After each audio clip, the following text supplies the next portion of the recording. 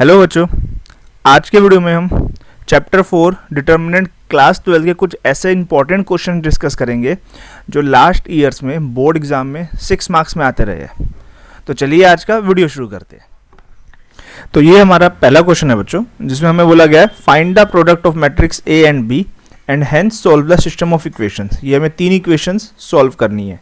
हमें matrix A और B question में दिया गया है। अब जब हम इन दोनों मैट्रिक्स को मल्टीप्लाई करेंगे, यानी कि पहले मैट्रिक्स की पहली रो और दूसरे मैट्रिक्स का पहले कॉलम के कॉरस्पॉन्डिंग एलिमेंट्स को आपस में मल्टीप्लाई करा जाएगा। तो ये हमारा आ जाएगा -4 + 4 + 8। तो -4 से +4 कट गया और हमारा जो A11 एलिमेंट है वो 8 आ गया। तो यानी कि बच्चों यहाँ पर हम पहले एलिमेंट को इस तरह से 8 लिख सकते हैं। अब जब भी इस तरह के क्वेश्चन आते हैं तो जो भी हमारा मल्टीप्लाई करके आंसर आता है मैट्रिक्स का, वो हमारा मल्टीपल ऑफ आई होता है, यानी कि वो 1i 2i 4i 5i इस तरह का आएगा। अब क्योंकि मेरा पहला एलिमेंट 8 आ रहा है तो मैं इसको बिना मल्टीप्लाई करे बाकी के एलिमेंट्स को इस तरीके से लिख दूंगा कि ये मेरा जो मल्टीप्लिकेशन का जो आंसर आएगा वो 8i बन जाए। तो इसका मतलब हम यहाँ लिख सकते हैं a × b = 8i।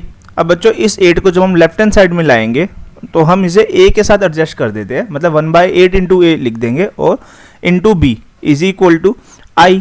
अब यहाँ पर जो 1/8 a है वो हमारा पहला मैट्रिक्स बन जाएगा और जो b है वो हमारा दूसरा मैट्रिक्स बन जाएगा। यहाँ पर हम ये देख रहे हैं कि दो मैट्रिक्स को आपस में मल्टीप्लाई करने पे जो सामने आंसर है वो i आ रहा है। इसका मतलब ये होगा बच्चों कि जो b इनवर्स है वो हमारा 1/8 a होगा। अब हमें बच्चों ये 3 इक्वेशन सॉल्व करनी है। अगर हम इन 3 इक्वेशन से कोफिशिएंट मैट्रिक्स बनाते हैं तो हमारा बनेगा 1 -1 1 1 -2 -2 2 1 3। इन तीनों इक्वेशंस में x और y और z के जो कोफिशिएंट्स है उससे हमने ये मैट्रिक्स बनाया है। अब अगर हम ध्यान से देखते हैं, ये हमारा जो b मैट्रिक्स क्वेश्चन में गिवन है वही आ गया है। तो यहाँ पर हम इसको b लिख देते हैं। अब जो हमारा वेरिएबल मैट्रिक्स है इस क्वेश्चन में वो हमारा ये x y z बन जाएगा। ये हमने 3/1 का मैट्रिक्स ले लिया है। और जो तीसरा मैट्रिक्स है C वो हम 4 9 और 1 ये ले लेते हैं, जिसका ऑर्डर 3/1 का होगा। बच्चों मैं जब इन मैट्रिसेस को इक्वेशंस में लिखूंगा तो मेरा bx = c के रूप में लिख सकता हूँ। अब मैं यहाँ पर दोनों तरफ b इनवर्स से प्री मल्टीप्लिकेशन कर देता हूँ तो ये मेरा कुछ इस तरीके से बन जाएगा। अब लेफ्ट हैंड साइड में बच्चों हमारा b इनवर्स × b है जो कि मल्टीप्लाई होने में हमारा i बन जाएगा। तो हमारे पास आ जाएगा x = b इनवर्स × c। अब ऊपर बच्चों क्वेश्चंस में हमने b इनवर्स की वैल्यू पहले से ही फाइंड कर ली थी, तो जो हमारी b इनवर्स की वैल्यू है वो 1/8 a × c आ जाएगी। इसीलिए बच्चों हमने यहाँ पे जो ये 8 है वो a के साथ एडजस्ट किया था ताकि हम b की वैल्यू निकाल सके, क्योंकि जो ये हमारा वेरिएबल मैट्रिक्स है वो हमारा b ही बन रहा था। अब बच्चों यहाँ पर हमने मैट्रिक्स a और मैट्रिक्स c की वैल्यूज पुट कर दी है।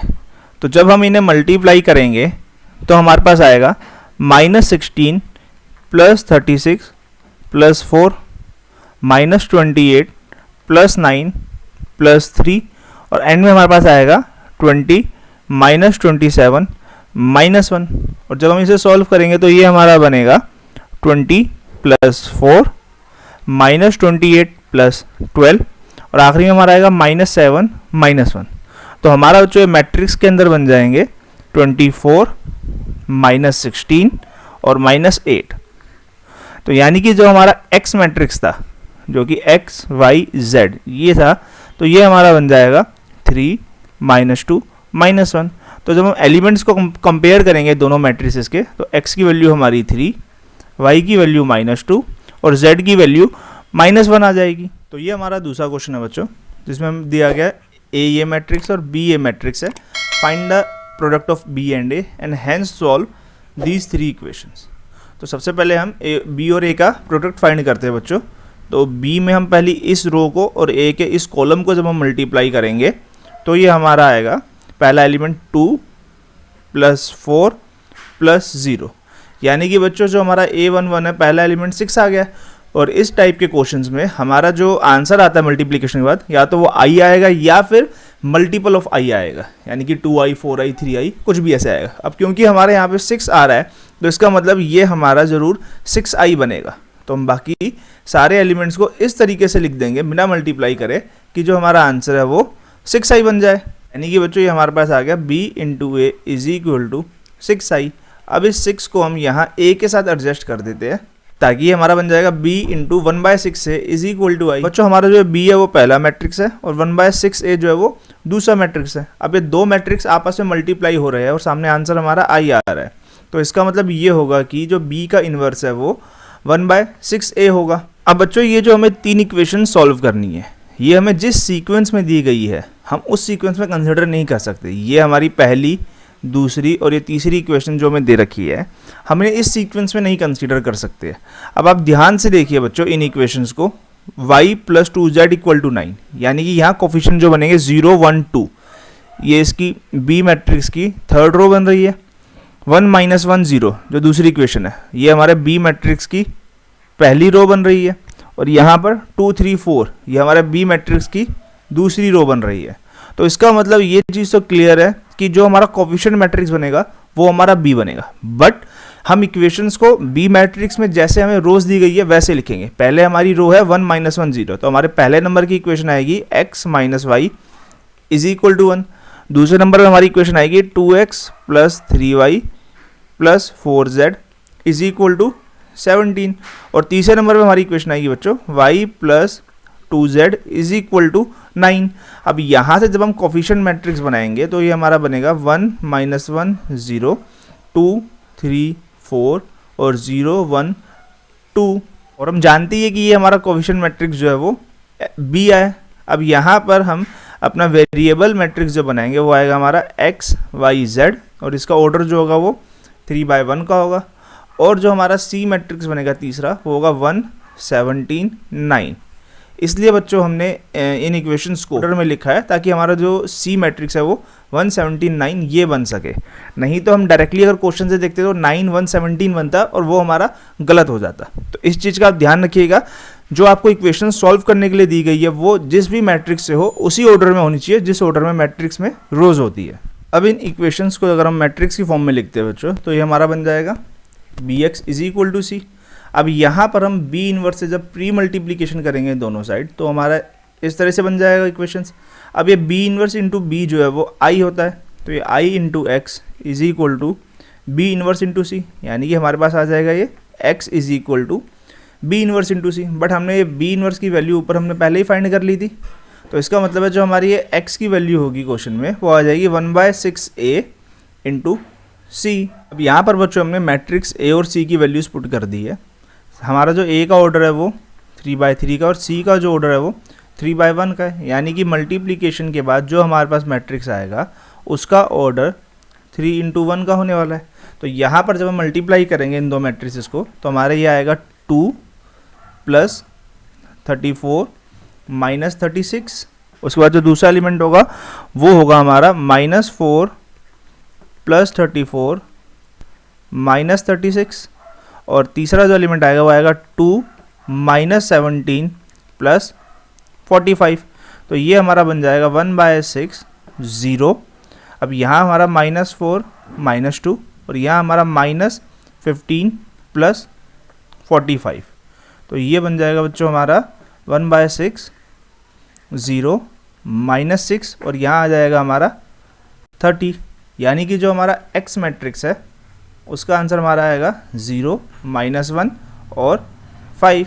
अब जो बच्चों ये x मैट्रिक्स है वो हमने x y और z ये लेट किया था, और जो सामने हमारा राइट हैंड साइड में मैट्रिक्स है उसमें हमारा 0 -1 और 5 आ रहा है। तो दोनों मैट्रिक्स के एलिमेंट्स को कंपेयर करने में x की वैल्यू 0, y की वैल्यू -1 और z की वैल्यू हमारी 5 आ जाएगी। तो ये हमारा तीसरा क्वेश्चन बच्चों जिसमें हमें ये मैट्रिक्स दिया गया है और बोला गया find a inverse and hence solve these 3 equations. तो सबसे पहले हम बच्चों इस a मैट्रिक्स का a इनवर्स फाइंड करते हैं। तो a इनवर्स फाइंड करने में सबसे पहले जो स्टेप है बच्चों वहाँ हमें a डिटर्मिनेंट निकालना है। अब अगर मैं इस मैट्रिक्स को R1 के अलोंग एक्सपेंड करता हूँ तो हमारा इस तरह से बनेगा 1, ये पहली कॉलम जाएगी तो -1 -1 -2 1 बचेगा। उसके बाद -2, तो इस 2 जिस रो और कॉलम में आ रहा है हम उसको डिलीट कर देते हैं तो हमारा बचेगा -2 0 -2 1। तो इसे हम सॉल्व करेंगे जब तो हमारा आएगा 1 -1 -2 -2 -2 और ये 0 बन गया, यानी कि -3 + 4, यानी कि हमारा 1 आ गया। तो बच्चों यहाँ पर जो हमारा ए डिटर्मिनेंट है वो 0 के इक्वल नहीं आया, इसका मतलब जो हमारा ए है वो एक सिंगुलर मैट्रिक्स है। तो यहाँ पर इसका जो इन्वर्स है वो एग्जिस्ट करेगा। अब बच्चों हम इस ए मैट्रिक्स के सभी एलिमेंट्स का माइनर फैक्टर फाइंड करेंगे। माइनर फैक्टर जो बच्चों हर एक एलिमेंट का फाइंड किया जाता है। जैसे कि पहले मैं फर्स्ट एलिमेंट 1 1 का फाइंड कर रहा हूँ, तो 1 1 एलिमेंट जिस रो में और जिस कॉलम में लाई करता है हम उसे हटा देंगे, और जो हमारा 2 by 2 का बचेगा डिटर्मिनेंट, इसको सॉल्व करके जो आंसर आएगा वो हमारा m11 की वैल्यू होगी। यानी कि यहाँ पर हमारी आएगी, जब देखिए -1 -2, यानी कि ये बन जाएगा हमारा -3। इस तरीके से बच्चों जब m12 का हम माइनर फैक्टर निकालेंगे तो ये रो और ये कॉलम डिलीट हो जाएगा। हमारे पास जो 2 by 2 ऑर्डर का डिटर्मिनेंट बचा है, जब हम उसे सॉल्व करेंगे तो ये हमारा आएगा -2 -0, यानी कि हमारा आंसर -2 आ गया। जब हम A13 का माइनर फैक्टर निकालेंगे तो ये हमारा कॉलम और ये रो हट जाएंगे, तो बचे हुए 2 by 2 ऑर्डर का जो डिटर्मिनेंट होगा उसका आंसर हमारा होगा 2 -0, यानी कि हमारा इसका आंसर 2 आ जाएगा। और बच्चों इस तरीके से हम सभी एलिमेंट्स का माइनर फैक्टर फाइंड कर लेंगे। तो ये हमारे बच्चों सभी एलिमेंट्स के माइनर फैक्टर्स निकल गए हैं। अब हमें यहाँ पर इन सभी एलिमेंट्स के कोफैक्टर निकालने हैं। कोफैक्टर्स निकालने के लिए बच्चों जो इन एलिमेंट्स का प्लेस है हम उसको देखेंगे और उन दोनों डिजिट को प्लस कर देंगे। जैसे पहला है हमारा 1 1, तो जब मैं 1 + 1 करूँगा 2, एक इवन नंबर आएगा। अगर इवन नंबर आएगा तो जो माइनर फैक्टर है मैं सेम वही डिजिट लिख दूंगा कोफैक्टर में भी। और अगर प्लस करने में, जैसे 1 + 2 को मैं प्लस करूंगा तो 3 एक ओड नंबर आएगा। अगर एक ओड नंबर आता है तो उस केस में मैं उसका साइन चेंज कर दूंगा। अगर प्लस का होगा तो माइनस का हो जाएगा, और अगर माइनस का होगा तो वो प्लस का बन जाएगा। जैसे m11 देखिए, ये प्लस करेंगे तो इवन आ रहा है, 1 + 1 = 2, और हमारा यहाँ पे -3 है, तो यहाँ पर भी हमारा कोफैक्टर भी 1 1 का -3 होगा। नेक्स्ट जो है 1 + 2 3 ओड है, तो यहाँ हमने साइन चेंज कर दिया, -2 का +2 कर दिया। अब ये 1 + 3 4 इवन है तो सेम आएगा। 2 + 3 ओड, तो साइन चेंज हो जाएगा। 2 + 2 यानी कि ये भी हमारा इवन है तो सेम आएगा। 2 + 3 = 5, तो साइन चेंज हो गया, -1 से +1 बन जाएगा। 3 + 1 = 4, यहाँ इवन है तो ये हमारा -4 ही आएगा। 3 + 2 = 5, तो साइन चेंज हो गया हमारा, -2 से 2 बन जाएगा। और 3 + 3 = 6, यानी कि हमारा 3 ही आएगा, सेम साइन। अब बच्चों हम इस कोफैक्टर्स का एक मैट्रिक्स बना देते हैं। कोफैक्टर्स ऑफ ए लिखकर इन सभी कोफैक्टर्स को मैट्रिक्स की फॉर्म में लिख देते हैं, तो हमारा बन जाएगा -3 2 2 -2 1 1 और -4 2 3। ये हमारे कोफैक्टर्स ऑफ ए आ गए।